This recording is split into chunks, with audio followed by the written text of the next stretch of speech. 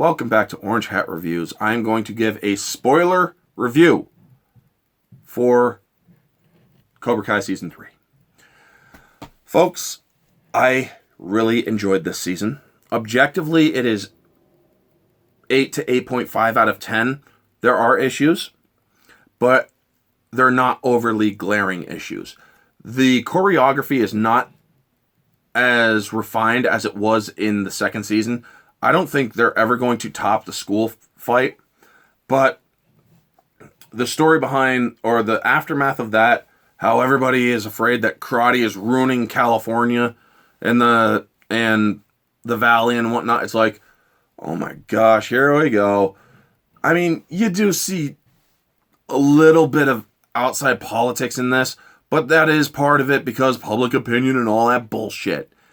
But I do like how they resolve it, where a kid who was in a coma, Miguel, he wakes up and whatnot. The journeys that all these characters take that leads to the resolution of the All Valley tournament, which was canceled but now is back on. It's so great. So the earlier episodes where Johnny is in a very dark place. He can't see Miguel because he's in the ICU. Only family is allowed. And he goes to one of his fellow Cobra Kai's, Bobby, I believe it was. Can't remember which one, but the one that's a preacher. And he goes in totally drunk, and he's like, "Forgive me, Lord," and then his friend just knocks him out and whatnot, and then gives him a lesson. He's trying to make things right with Miguel and with Robbie, his son. However, it's as if fate does not want him and his son to reconcile. Now, that puts his son on the road to Kreese. Kreese immediately takes advantage of this. And because Robbie goes into juvie. And he gets his butt kicked, and then he gets a little bit of a strike first and strike hard from Kreese, and, well, yeah. Then he gets out. Daniel tried helping Robbie, but Robbie sees it as a betrayal. Robbie's mother is back in this one.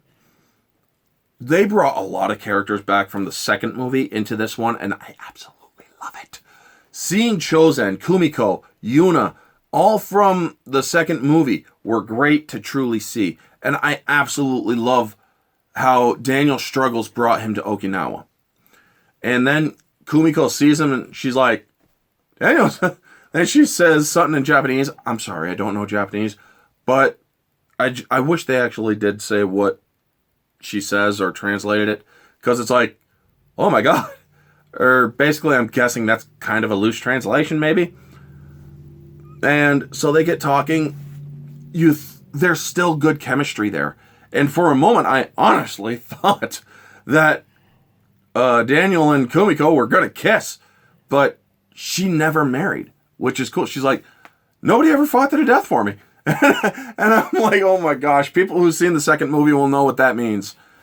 But it truly was a joy to see her. And then you hear at the end of the first episode where he's in Okinawa, "Daniel-san!" And it's like, oh God. Then you see Chozen. Wow, that was a beautiful moment. And he's like, Chozen. And Daniel-san, he's on edge. And it's beautiful to see. But Chozen is respectful. Now, people think that they're going to fight, but he goes and he bows to him. Oh my God, that whole episode was so beautiful to see. How Chozen reminds Daniel-san, "You think he taught you everything? Let's find out."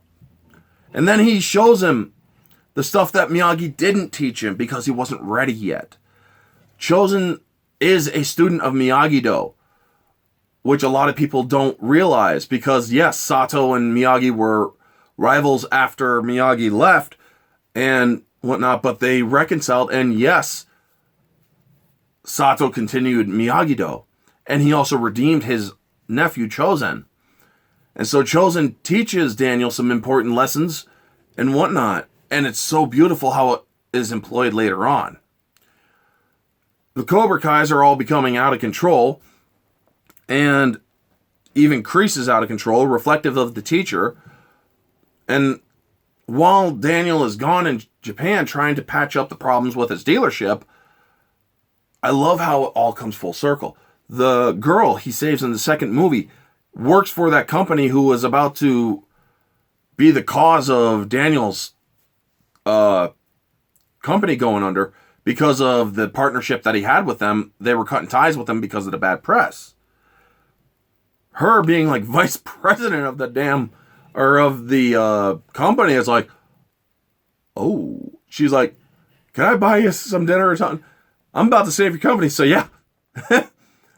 And it's just so great to see that was the character he saved during the typhoon, who was ringing the bell for the storm, and for it to come full circle, and all the lessons he learns there is so great. Now, the fights where Kreese sends Cobra Kai to LaRusso's house, it's like, really? And by rights, Daniel had every right to beat the fuck out of Kreese. It's like, you sent them to my home, you put my daughter in danger, you put my kids in danger. And so the fight between Kreese and Daniel was great. Also, the PTSD that Sam suffers and has to overcome. Even Miguel's journey back to walking and whatnot. It's so great. Hawk's redemption was so great. This whole season.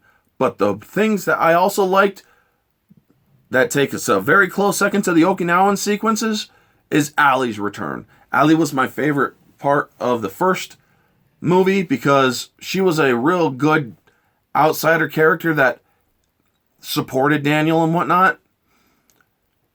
Also was the love interest. But Elizabeth Shue coming back as Allie, oh my God, I knew it was going to happen. And it's like, mwah, I am so happy it did.